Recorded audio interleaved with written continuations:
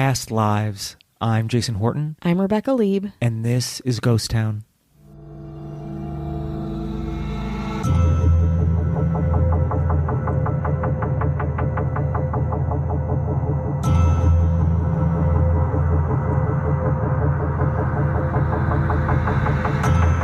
The idea of reincarnation might have been my first gateway into esoteric history, past lives, of course, via the one and only Reddit.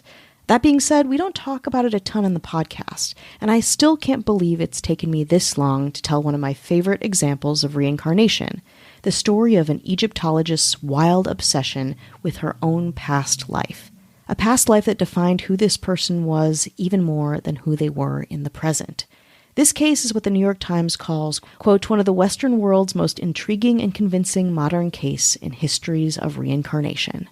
Today on Ghost Town, the strange reincarnation story of Priestess Seti, or in her 20th century name, Dorothy Eady. Dorothy Louise Eady was born in London in 1904, the only child to Irish parents Reuben Ernest Eady, a master tailor, and Caroline Mary Eady. Her life's strange trajectory began when she was just 3 years old, when, after falling down a flight of stairs and briefly appearing to be dead, she began to act strangely, at times developing an unusual affectation or kind of an accent, and repeatedly asking her parents if she could be, quote, brought home. When they asked where home was, she couldn't say. This behavior refined itself to only bubble up around themes of Egypt, Egyptian people, and culture, especially after her parents brought her to an exhibition about Egypt at the British Museum. Wandering around the artifacts, it's said that she suddenly pointed to a photo and cried, "There's my home." The image was the temple of Seti I, who was the father of Ramses the Great. Eady feverishly insisted that she had once lived in that building, but then said, "Where are the trees? Where are the gardens?" She then ran around the halls of the Egyptian rooms, kissing the statue's feet. After this trip, she took every opportunity to visit the British Museum and its Egyptian rooms. After this museum incident, Egyptian fixation began causing more friction at home, especially around religion. Eady's Sunday school teacher requested that her parents keep her away from class because she had compared Christianity with a, quote, heathen ancient Egyptian religion. She was also expelled from a girls' school after she refused to sing a hymn that called on God to, quote, curse the swart Egyptians. At some point, likely in the British Museum itself, Eady met E.A. Wallace Budge, an Egyptologist, who worked for the museum and published numerous works on the ancient Near East. Budge was taken by Eady's enthusiasm in Egyptian culture and encouraged her to study hieroglyphics, which she did. After a close escape from a bombing raid during World War I, Eady was moved to her grandmother's house in Sussex. Here she continued her study of ancient Egypt at the Eastbourne Public Library. At 14, to the shock of British friends and family around her, Eady began to describe her sexual relationship with Seti I. Claiming to have been his lover in her previous life, she would recount visions of nighttime visitations where his mummy came to her bedside and tore off all of her clothes. Yet, rather than being terrified by these hypersexual, nocturnal hallucinations, she was obsessed with them. These, coupled with sleepwalking and nightmares, led Eady to have stints in several different sanatoriums at the behest of her parents, who had no idea what to do or how to cure this, quote, affliction. At 16, Eady dropped out of school for good, but it was hardly the end of her education. The teenager dedicated herself to visiting any and every Egyptian museum and archaeological site around Britain, funded by her father's investment in the burgeoning cinema industry. Eady then enrolled as a part-time student at Plymouth Art School, where her father was operating an early movie theater. During her time there, she began to collect affordable Egyptian antiquities and even played Isis in a community theater production of Isis and Osiris. It was during this time that Eady worked out the details of her past life, with the help of some very vivid nighttime apparitions. At one point, Eady announced to her parents that the god Hora dictated her old life to her over a year-long series of visitations. Written up in no less than 70 pages of cursive hieroglyphic text, Eady's past life story was this. Eady said that she was the reincarnation of a girl named Bentrashite, meaning harp of joy. Bentrashite was a lower-class girl, her mother a vegetable seller and her father a soldier. When she was 3, her mother died, and she was placed in the temple of Kam el Sultan because her father could not afford her. There she was brought up to be a priestess. When she was 12 years old, the high priest asked her an important question: if she wished to go out into the world or stay and become a consecrated virgin. Not understanding what it meant, and with, of course, limited options, she said she would stay, and took her priestess vows. During the next 2 years, Bentrashite did her virgin priestess thing, until one day, Seti I met with her, and the two had an instant connection. They became lovers, eating, quote, the uncooked goose, an ancient Egyptian term that kind of means eating the forbidden fruit. When Bentrashite became pregnant, she told the high priest, while also revealing the identity of the baby's father. The high priest informed her that this offense against Isis was so terrible that she would stand trial and likely be found guilty and be punished by death. Unwilling to face the public scandal for Seti I, Bentrashite took her life before her trial began. And then, years and years later, Bentrashite became Dorothy, another version of herself, lost and far from home. But that would soon change. More after the break. Hi, hello, how are you? Hello. How are you doing? How's it going out there? Oh. Good. Oh, look at that. Finally, 5 years plus we're exactly. in sync. Finally. Yeah. Well, That was that. We did it. Time to yawn. It's the apex of what we've been doing. this is it. We want to say hello to anyone who's listening, supporting us, spreading the good word of Ghost Town. Thank you, thank you, thank you, thank you, thank you. We thank you. Thanks so much. So much. I gotta get right into the government. I can't wait. You know, I can't. You're chomping wait. at the bit. Yeah. Champing at the bit? Chomping I don't at know the what bit. it is. I don't know. Is it champing or chomping? I don't know. I've never second guessed words more than doing this podcast. Sometimes I'm like, wait, that word, that sounds like the right word. I'm like microscope. What is that? You know, it messes with your head. Well, we're chomping. I think it's chomping. I want to say chomping. Chomping feels so contemporary. But what's champing? Champing might be an old verb that we don't use anymore. Well, speaking of new verbs, we got some new verbs up in here. New verbs. Hey. The mayors in the house. They've had past lives. Have Did you they? know that? Oh, I didn't know yeah. that. Oh, yeah. Yeah, you gonna tell me about them? Good stuff. Will these references be modern whatsoever? You wait and see. Oh, I can't wait. Spoiler alert, they won't be. This mayor was reincarnated in a previous life, was in the TV show Beverly Hills 90210, the original. There's a little guitar lick they play like during like the early 90s. It was like a scene segue. It was a scene segue, Yeah, not yeah. from the No. theme song. They're like, we need a It chord would to be get like, us to high school. Dylan, it's like, give me your keys, man. Brandon, I can drive. And then they're in the car? And or it'd be like, I'm going to do what I want. And then he's just like kind of looking away, and it's like, it'll be like, like it's just a little Well, the guitar player from that specific part of the show, Marissa Rothermel. Hello. Wow, we took a journey there, didn't we? This mayor has a past life, a little more modern. Remember the Segway? It had huge promise, but was a huge fail, but still exists. And other things, scooters and e-bikes and all that kind of stuff. We did an episode on the Segway. We did, right? We did, yeah. Way back. back. Well, this mayor is the reincarnated version of the owner, and hopefully made a lot of money, but has come back as Emma Hopkins. Hello. Didn't that owner maybe die? And then Emma Hopkins Exactly. was... And the day that this man died. Yeah. I Emma forget. Hopkins is only 8. She's just a baby. Yeah, she's got her whole life ahead She's of so her. young. This mayor, in the past life, used to sell a computer. And the way they sold the computer, if you remember the ads, dude, you're getting a Dell. Yeah. Wow. All of these reincarnates are very young. Do you really know how reincarnation really, truly, do you really know? Or is it what the media is telling you? Just what Reddit tells What me. Reddit or a podcast is telling you. You don't know. It could happen. Time is, it's sideways. Well, dude, you're getting a Dell is now Matthew Clemens LeRae. Hello. They're all salespeople. They are. Of course, they're back to sell us some shit. This mayor was the creator of the still existing, but not in the way that you remember it if you're old school, If you're at a mall in a food court and you see an orange Julius. Ugh. You didn't like orange Oh, Julius? I hate orange and creamsicle stuff. Okay. I'm like kind of whatever. I'm not crazy about it.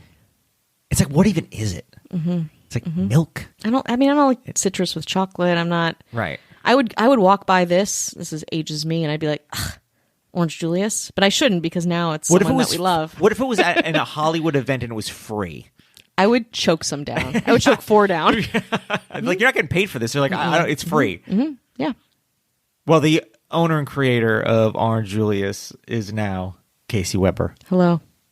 This mayor was the person, not the creator of this company, but was the person who designed the inside of the original Pizza Huts, where it was like the chandeliers, the tables, the tabletop video games. I don't know if people remember, but this was magic. The cups were red. The ice was crushed, and it was filled with soda. Am I taking anyone there? Am I taking anybody there? It was such an amazing time. You play Pac-Man or whatever, and you just eat. The pizza was good. I mean, it's still, whatever. It's Pizza Hut's good. Yeah, pizza's solid-ish. But it's that inside. Look at pictures of Pizza Huts from like the 70s and 80s and like early 90s. You'll get rocked. You'll get rocked. You can thank one person for that. That's Kelly Meehan. Hello. Thank you for your service. This mayor is involved in Broadway. Oh, you don't say. I do say. They are the genius behind the Spider-Man Turn Off the Dark. So they're not reincarnated. They just did this. No, they're the reincarnated version of the person who created that. They might still be alive. I think you just, in my brain, you just threw out one that has nothing to do with reincarnation. It's just what this guy did. No. It's just the reincarnation, and this person could still be alive, but they're separate. Like they're separate. You don't know how reincarnation works. No, prove it. Prove it's not this. I can't prove it. But they are the reincarnated version of the person who made that, because they probably died inside because of the huge failure that it was and all the disaster and stuff. That, at least it's a modern reference. That's as modern as I'm going to get. It is. I mean, what was that? 2015? What was that? 2011 or something like that. They died probably also career-wise and financially, but they were born anew into Cat Giselle. Hello. This mayor is the reincarnated version of something we all love. The person that invented the middle of the mall kiosk where somebody kind of catcalls you to using the product. Yeah. Your glasses need to be cleaned. Yeah. Your you want shoes. A hermit crab? Yeah. A cell phone charm. Look at this little helicopter pops out of your head in this helmet. You're like, you need this. I'm just trying to get to Aeropostale, or like American a Girl Sunglass doll. Hut, Yeah. or like I'm just trying to get to a Build-A-Bear. And Jesus. you're just like, I'm not safe just walking through. It's like you're getting catcalled. Yeah, you're hey, like, mama. Hey, mama. They're saying that to me. Yeah, they're saying it to you. It's like, your glasses need to be cleaned. I was like, why do my glasses need to be cleaned? Yeah, by they're you. Fine. Yeah, they're gummy fine. ass hands. Well, the person who invented that is long gone, I'm sure. But they are back in a big way, ready to do more damage. That's Ashley Matson. Hello. And then our governor, who's lived 1,000 lives. I mean, pick a past life. Do you know the inventor of the person when commercial air like flight, and they were like, you know what? Let's put the poors in cramped seats in the back, and then the haves get all this legroom and champagne, and like you'd wheel out like a roast. You ever see the old pictures of like a Pan Am flight and stuff like that? And they wheel out a roast. Ooh. Well, the people in the back just suffered, and they just crawled around like rats. Just rats. Jesus. Just broke rats in a maze. The class, social class design. war Wow. on an airplane. Yeah, you're both on an airplane, but it's a very, very different life you're leading. Whoa. This is intimidating. The person who invented that has been reincarnated, and maybe could be part of the heir of, we don't know. They could also be family. They're pharaohs, they're presidents, they're family. They have a firm grip. They have a power that cannot be disputed. Well, that would be our governor Avian Noble. If you want no ads, no chit chat, bonus episodes, just the good stuff, head on over to patreon.com/ghosttownpod. One interesting thing, got an email. I sent it to you. Oh, that's right. We talked about, and I don't know how we're going to do this. I need to vet it a little bit more. I don't want to be like somebody who's just like completely unvetting things. Well, when anything is sent to us in all caps, I'm obviously curious. Yes, that's why but I said, also skeptical. Yeah. We discussed this Paula Abdul thing where she claimed to survive a plane crash. Yes. It's a previous episode. I don't believe it. Is it a Patreon or is it a... I think it's a real... I was going to look it up. Well, they're all real. They're all real. Patreon ones are real probably people. more Those are real. ghosts. Yeah. Those are for ghost people that give us money. They're all real. But we talked about a kind of a strange thing where Paula Abdul went on record many times talking about this plane crash that she was in and survived, and there's no record of a plane crash. Yeah. Somebody heard that episode and was like, "Hey, I've dug into this a lot." And they broke a lot of things down, and then they had sources. So they sent it to me. I asked them. I was like, "Yes, I would like your sources." I mean, I can get on here and just read this and whatever. But I was like, I feel like I need to take a little responsibility and read it. I asked them. I was like, "Do you want your name?" They don't want their name mentioned. They're very anonymous. In fact, the email itself is an was anonymous email. Very cool. So I'll say it's very cool. I think this might be something we're going to throw on Patreon. Ooh, okay. We'll let you know it's on Patreon. It's 7 days free, right? You can listen to it for free. You know what I mean? And then you can just bail. Yeah. You can listen to there's like 70, almost 80 bonus episodes. I love it. Then it maybe at some point might throw it on the main. Or I think, okay, so if you want to go back and listen to this, it is February 10th, 2023. I can't find the episode, but it's back there. It's back there about a year, there, I would say. You have access to it. It's a mini, so if you Google Ghost Town Podcast Paula Abdul, you'll find it really quickly. But I mean, it'd be fun to do that, and then this as kind of an update. We've done a couple like little updates. Maybe we'll throw that on there for context, and then be like, hey, here's an update. Here's this. So patreon.com/ghosttownpod. We'll put that up there next. And then we'll maybe throw it on the main. You know what I mean? It's weird. It's one of those things I was like, okay, somebody else, because it's so I loved weird. it. I mean, clearly the person who wrote that email has been thinking about this for a very, very, very long time and digging into it. And when you did that podcast, when you did it, I had never heard of it. And I was like, what the I mean, it's something that, like, if you don't know about this, it's like, why? Like, it's so insane. Yeah. It reminds me, I think, when we talk about it maybe on the podcast, but the Jamila Jamil, where it's like, where you're going down this like crazy wormhole of like unsubstantiated statements and like facts that aren't real and are really proven to not be real. But you're like, this is a very famous musician figurehead. Like, yeah. And you know, again, nothing, you know, love Paula Abdul. Yeah. None of this has ever been a like slight on Paula Abdul, but what happened when you're a celebrity and you put stuff out there more than once, it's like, call it to question. I think that's okay to do without, you know, you can both be a cool person, but also say things that you can be called to question. That can happen. The strangeness of it is really, I would highly recommend going and listening to it. I still think about it. And so we have, I think, what is a little more than what you might find on the internet just searching, because this person is interestingly has they curated, sought us out, and and I think that's really great. And yes, and the email is a slightly cryptic email, not weird. The person is not weird. The person's cool, but it is weird. It's weird. I mean, it's just that's what weird. we love. The whole thing is weird. I know they knew what we liked, and they were passionate about it. They sought us out to communicate this information, and it's pretty interesting. Yeah, so we're gonna get something to look forward to. I don't know. Yeah, I do. My life is small, though. Yeah. So depending on what you have going on, this could be everything or absolutely nothing. And we hope it's absolutely nothing. We hope you have so much going on that this is just a little blip. Blip in the radar. Do you want to take us back? Yes. To the past? Let's go back to the past, not past, just but regular past-ish. We're going back to the 20th century, where we have, at the age of 27, Eady working in London with an Egyptian public relations magazine, for which she wrote articles and drew cartoons that reflected her political support for an independent Egypt, a pretty fringe view at the time. During this time, she met a man named Imam Abdel Meguid, I hope I'm saying that right, an Egyptian student, with whom she continued to correspond with when he returned home to Egypt.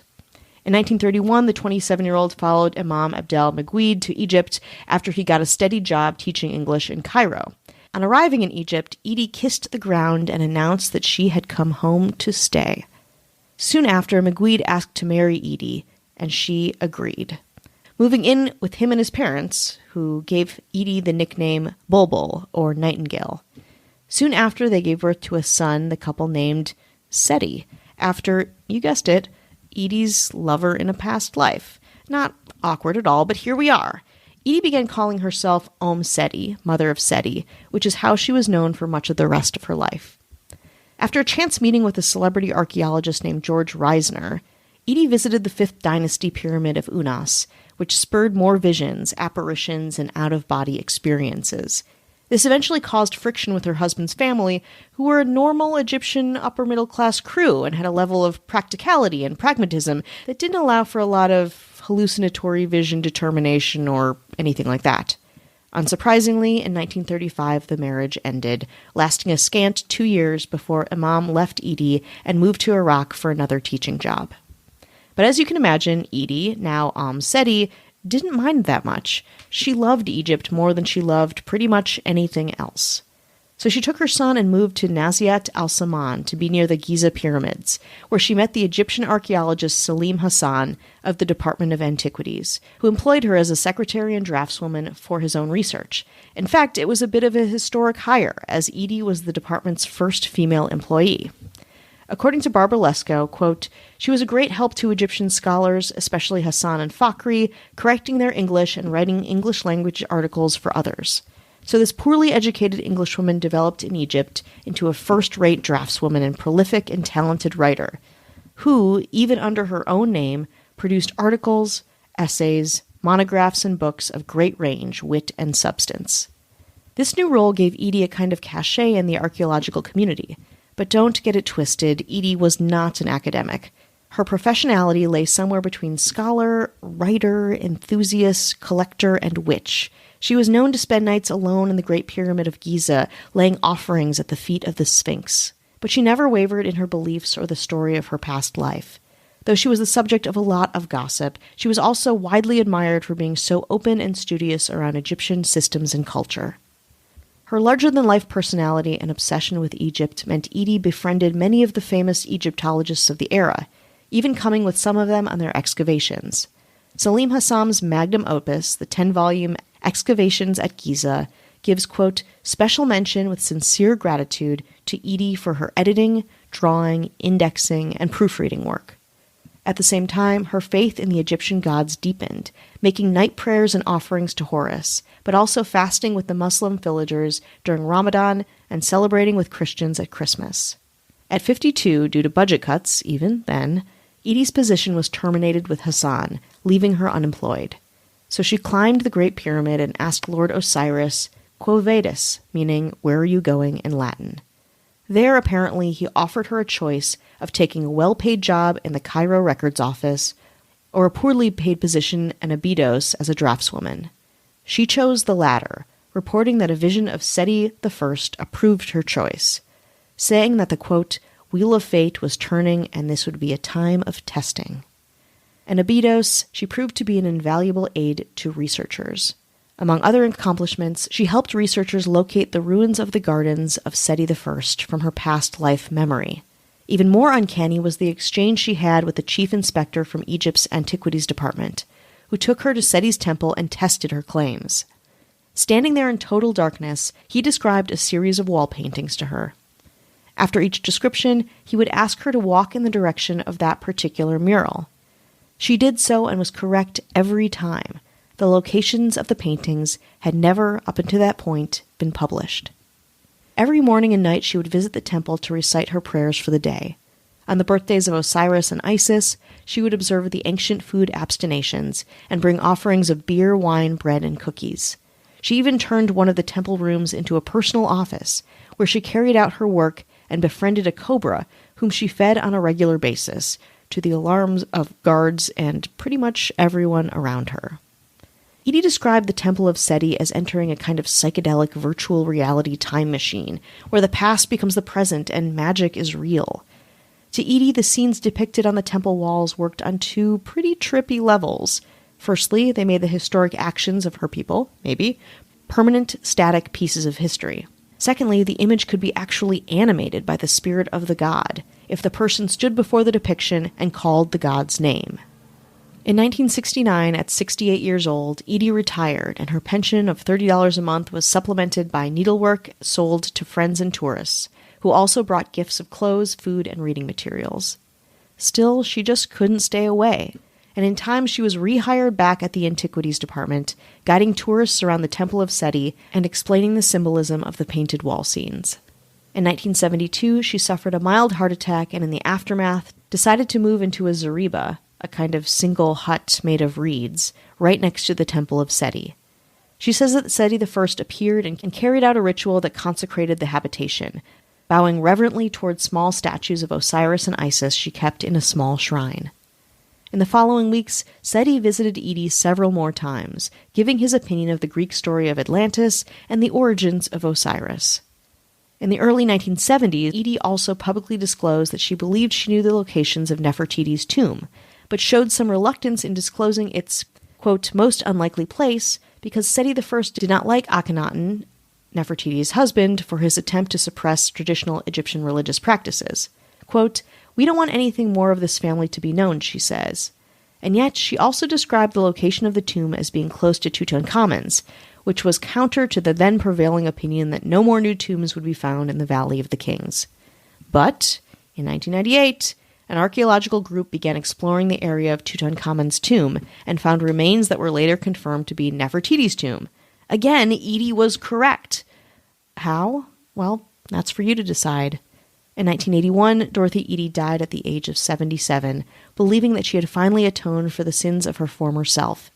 Before she passed, also knowing no Christian or Muslim cemeteries would accept her, she constructed her own tomb in her back garden, an underground chamber with a concrete slab. Yet at the last minute, health officials intervened, insisting she be given a proper burial, though she insisted on no markings, just a simple pile of stones. Then she died. After Eady's death, she was still a respected part of the Egyptological and academic landscape.